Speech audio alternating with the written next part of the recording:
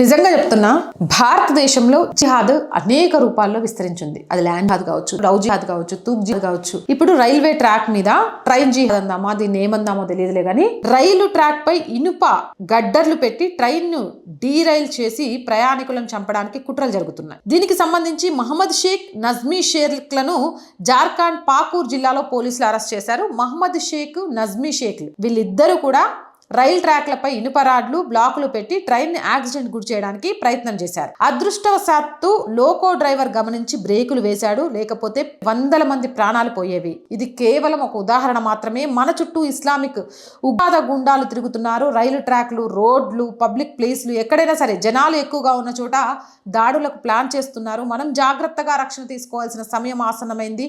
జార్ఖండ్లో అయితే వేల మంది ప్రాణాలు తీయాలి ఒక రైలు యాక్సిడెంట్ చేసి అనుకున్న మహమ్మద్ షేక్, నజ్మీ షేక్లను మాత్రం పోలీసులు అయితే అరెస్ట్ చేశారట.